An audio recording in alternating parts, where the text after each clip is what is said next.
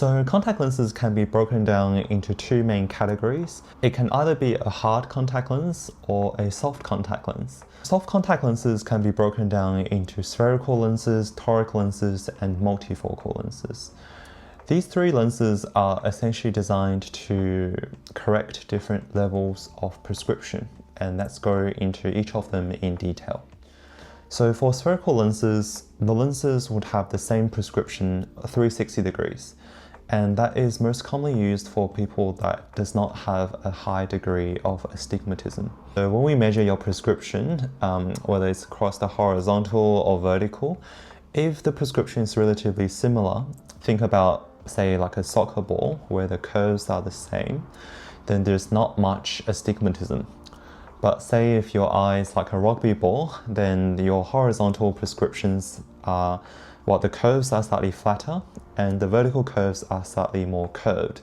So you will need a slightly different prescription. The idea is that the contact lenses cannot be freely rotating in your eye.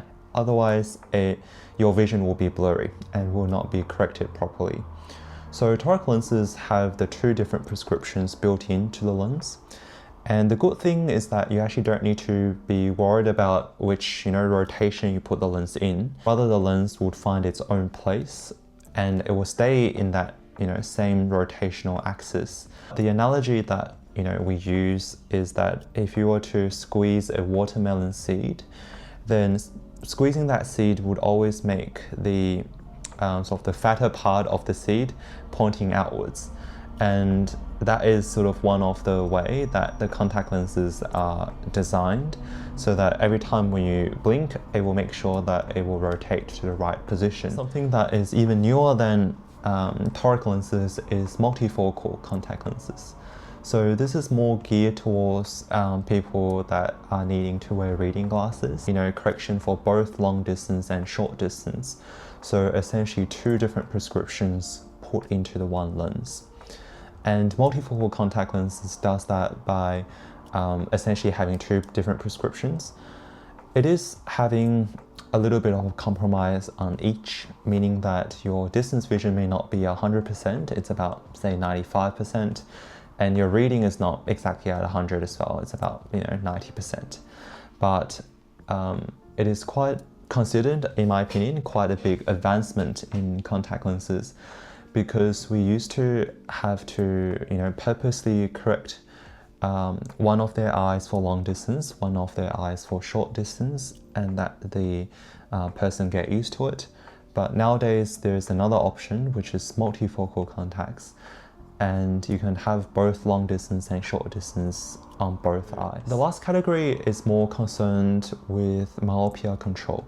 So that is to say, for people who are short-sighted like myself, the goal when we were younger, let's say from the ages up to about 18 years old, is to make sure that your eye doesn't get worse, each and every year.